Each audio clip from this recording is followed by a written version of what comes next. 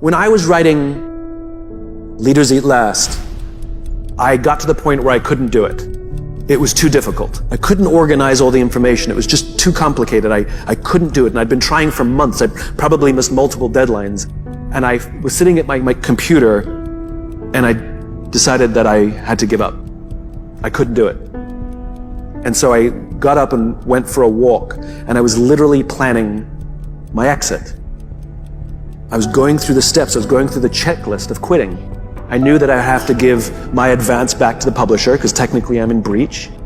I knew that I would be humiliated, but I was preparing myself for it and that I would get over it.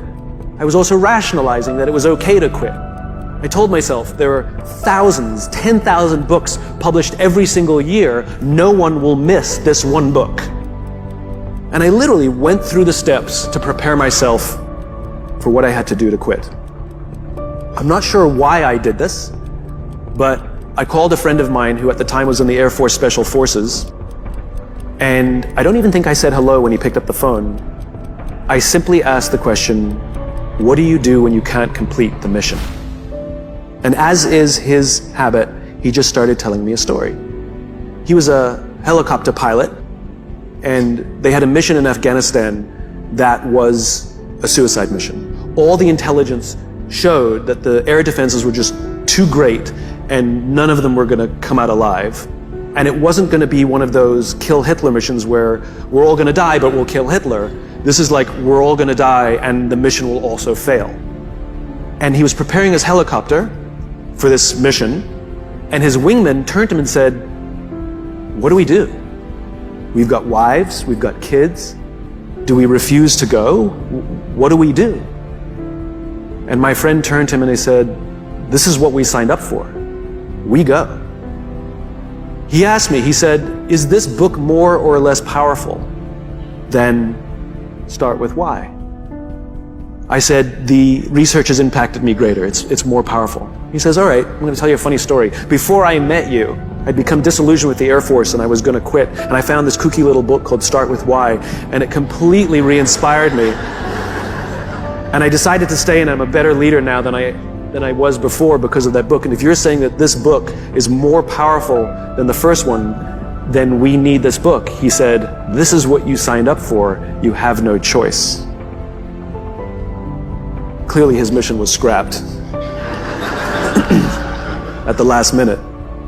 The underlying message of this is what you signed up for, you have no choice, wasn't a mean message. The underlying message was, and I will be here with you. The underlying message was, no matter what, you can call me at any time. I've got your back. And that's the important part. I turned around, went back to my desk and finished writing that book. Not that night. I mean, it took me months, but I never thought of quitting ever again. As soon as I knew that someone was there, someone had my back. We're built to walk uphill. And when you reach the pinnacle of the hill, you want to stop and appreciate the vision, but the next thing you want is a higher hill in the distance, because it's from the uphill climb that we derive our value. And I mean this technically. So almost all the positive emotion we feel, especially the emotion that fills us with enthusiasm, and that's to be filled with the Spirit of God, by the way, because that's what enthusiasm means. That's experienced in relationship to a goal. And so in some sense, and this is part of the religious enterprise, you want a goal that you can never attain, right? So you can always move closer to the goal that recedes as you move towards it. You think, well, that's frustrating. It's like Sisyphus pushing the rock uphill. But it's not, because as you pursue that goal, you put yourself together and your life does get better and richer and more abundant. That's why the highest levels of virtue and goal are in some sense transcendent. You want them to be above everything you're doing so you can continually move towards something that's more sublime and better. That's what you are. You're here to live, not to sleep. And the problem with the vision of Mai Tais on the beach is that, well, first of all, that's a vision of drug-induced unconsciousness. Second, it's only going to work for about a week. Third, you're going to be a laughingstock in a month and depressed and aimless and goalless. That's not. You want a horizon of ever expanding possibility. And so it does happen to people as they because they've staked their soul on the attainment of an instrumental goal. It can be a pretty high order goal. It was in your case. But then you think, now I'm there. Now what?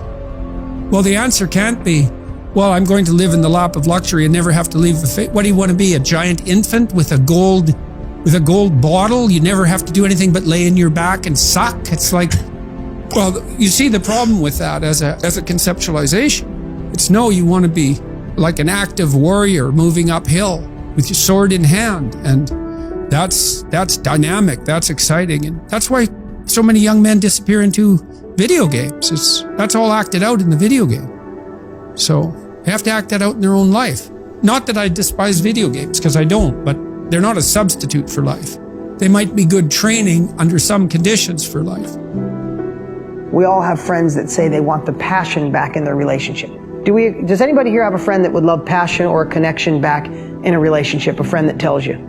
Anybody have a friend that tells you they want passion or connection in their relationship, but they're on Facebook looking up old high school boyfriends or girlfriends, DMing people when nobody's knowing? I know a couple people in my life that say they want in front stage, they want the connection, they want the love again, but when no one's watching, they're kind of doing the stuff that derails that. People who say they want to be in the best shape of their life. This is the year. I want to be healthy. My kids deserve me to be healthy. But when no one's watching, they skip the workout, or they go to the gym, but they sit on their phone the whole time. And when they should order something a little healthier, they order something they shouldn't order. But when no one's watching, it's no big deal, right? And then they're telling their friends at lunch, I just don't know why the weight won't come off. I'm in the gym 5 days a week. I'm eating so great. BS. You're not doing the work when no one's watching. Right? You say you want that business to thrive, to go to another level, but you did all the easy parts. And now you got to dig into marketing. You got to let your friends know you're going in this business. It's a little uncomfortable, so when no one's watching, you're working on your logo or the name of your site rather than the marketing that actually gets you out there, or the phone call you need to make to close the deal. But you tell your friends it's not working, but really, you're not doing the work you should be doing when no one's watching. You guys feeling me on this one? Congruency is so unbelievable, and that's where values come from. That's where character comes from. I am by far not saying I'm perfect in any shape, way, or form, but I have an obsession now, especially at this phase of my life. I want to be so congruent that if my wife, my kids put a hidden camera on me for a week and they watch it, be like, damn, he does the same stuff he talks about. I would love for you guys to see me at a restaurant having a conversation with my family. You're in the booth behind me and you don't know that I don't know you're there, and you get there and go, damn, that's the same guy I met when we were on camera. That is so powerful.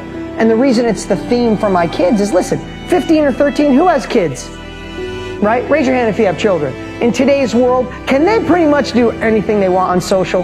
I mean, they could be online, they could find porn in 2 minutes, they could do a million things. At 15, I know my daughter has friends that already drink, already do some other stuff, right? They could lie about all of it, turn off their locations and figure it out.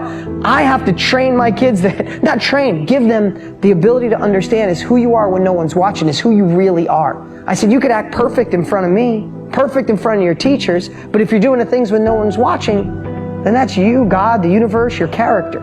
And my kids are far from perfect, but they understand core values because of that.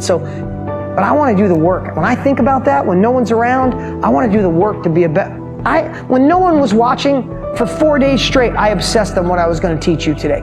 It'll seem really easy, like it's just coming off my tongue. I have this whole thing laid out to get you the results you deserve, you desire, right? I did the work when no one's watching, so now when I'm front stage, it looks easy, looks amazing, but I really got my own notes and cheat sheet here. My daughter and son both pitch. They love winning games. You don't win on stage. You know when you win? You win when my daughter and son are out back. At 4:30 today, my daughter will be with her pitching coach, and she'll pitch for 2 hours. She'll pitch until her arm hurts.